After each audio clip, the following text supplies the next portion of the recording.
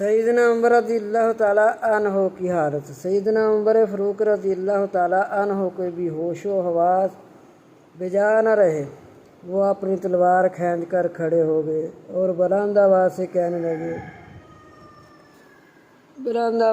کہنے لگے کہ منافقوں کے چند لوگ یہ گمان کرتے ہیں کہ رسول خدا صلی اللہ علیہ وسلم انتقال فرما گئے، حالانکہ وہ فوت نہیں ہوئے۔ وہ اپنے رب کے پاس اس طرح گئے ہیں جس طرح موسیٰ علیہ السلام گئے تھے، وہ ضرور واپس آئیں گے اور کچھ لوگوں کے ہاتھ اور پاؤں کاٹیں گے۔ سیدنا عمر فاروق رضی اللہ تعالیٰ عنہ جوش اور غضب کی حالت میں اس قسم کی باتیں کر رہے تھے اور کسی کی مجال نہ تھی کہ ان سے یہ کہنا کہ تم اپنی تلوار نیام میں کر لو، رسول خدا صلی اللہ علیہ وسلم کا انتقال ہو گیا ہے۔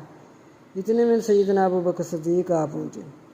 ادھر حضرت عمر فاروق رضی اللہ تعالیٰ عنہ کی یہ حالت ہو رہی ہے کہ آپ فرما رہے ہیں جو بھی کہے گا کہ نبی صلی اللہ علیہ وسلم اس دنیا فانی سے چلے گئے ہیں، میں اس کا سر قلم کر دوں گا۔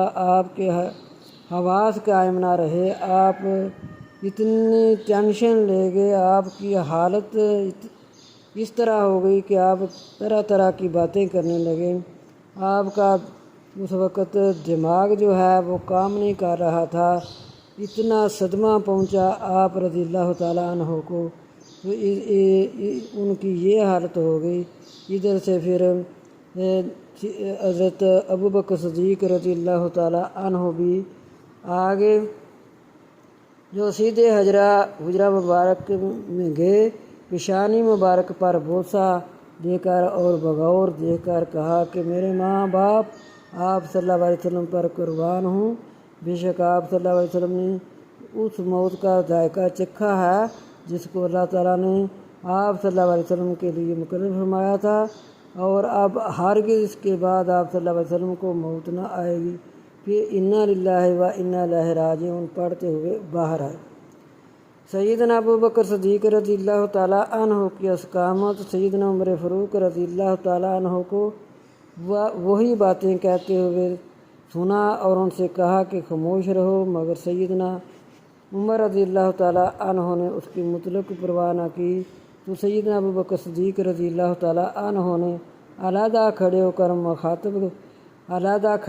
مخاطب کیا، جس قدر آدمی سیدنا عمر رضی اللہ تعالیٰ عنہ کے پاس جمع تھے، وہ سب ان کو تنہا چھوڑ کر سیدنا ابوبکر صدیق رضی اللہ تعالیٰ عنہ کے پاس چلے آئے۔ سیدنا ابوبکر رضی اللہ تعالیٰ عنہ نے بعد حمد و ثنا کے فرمایا، لوگو تم محمد صلی اللہ علیہ وسلم کو پوچھتے تھے تو محمد صلی اللہ علیہ وسلم تو فوت ہو گئے، اور اگر اللہ تعالیٰ کی پرستش کرتے تھے تو اللہ تعالیٰ بے شک زندہ ہے اور وہ کبھی نہیں مرے گا۔ پھر انہوں نے قرآن کریم کی یہ آیت پڑھی، فرمایا وَمَا مُحَمَّدٌ صلی اللہ علیہ وسلم إِلَّا رَسُولٌ قَدْ خَلَتْ مِن قَبْلِهِ الرُّسُلُ أَفَإِن مَّاتَ أَوْ قُتِلَ انقلبتم عَلَىٰ أَعْقَابِكُمْ وَمَن يَنقلب عَلَىٰ عَقِبَيْهِ فَلَن يَضُرَّ اللَّهَ شَيْئًا وَسَيَجْزِي اللَّهُ الشَّاكِرِينَ۔ اور نہیں تھے محمد صلی اللہ علیہ وسلم مگر رسول، ان سے پہلے اور بھی رسول گزر چکے ہیں، بس کیا اگر محمد صلی اللہ علیہ وسلم فوت ہو جائیں یا مارے جائیں تو تم لوگ اپنی پرانی حالت کفر کی طرف لوٹ جاؤ گے، اور جو شخص حالت کفر کی طرف لوٹ جائے گا وہ اللہ تعالیٰ کو کوئی نقصان نہ پہنچا سکے گا، اور نہ ان قریب ہے اللہ تعالیٰ اسلام پر ثابت قدم رہنے والوں کو جزا دے گا۔ سیدنا صدیق اکبر رضی اللہ تعالیٰ عنہ کی زبان سے قرآن مجید کی ان آیات کا سننا تھا کہ یک مجمع سے وہ حیرت کا عالم دور ہو گیا۔ سیدنا عمر رضی اللہ تعالیٰ عنہ کہتے ہیں کہ پہلے میں نے ابوبکر صدیق کے کہنے پر مطلق خیال نہ کیا، لیکن جس وقت انہوں نے یہ آیت پڑھی تو مجھ کو یہ معلوم ہوا کہ گویا یہ آیت اسی وقت نازل ہوئی ہے۔ مارے خوف کے میرے پاؤں تھرا گئے اور میں نے سمجھ لیا کہ رسول خدا صلی اللہ علیہ وسلم کا انتقال ہو گیا۔ یہ تھی حالت اس دن صحابہ کرام کی جس دن کے نبی صلی اللہ علیہ وسلم اس دنیا فانی سے رخصت ہوئے۔ تو آج امت اپنی مرضی سے جو چاہے وہ کر رہے ہیں، کہیں جشن منا رہے ہیں، کبھی کہیں کیک کاٹے جا رہے ہیں، یہ ان کی مرضی ہے۔ لیکن 12 ربیع الاول کو صحابہ کرام رضوان اللہ اجمعین کی یہ حالتیں تھیں، اور آپ صلی اللہ علیہ وسلم کے خاندان کی یہ حالتیں تھیں۔ سیدہ فاطمہ رضی اللہ تعالیٰ عنہا کی یہ حالت تھی کہ اس دن وہ رو رہے تھے۔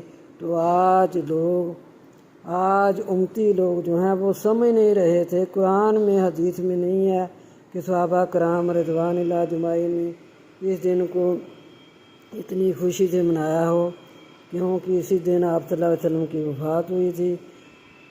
پتہ نہیں کہ ان کو سمجھ نہیں آ رہی۔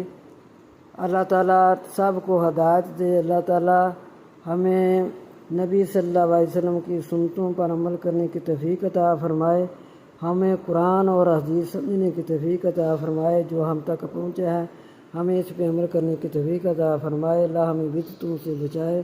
وما علینا الا البلاغ المبین۔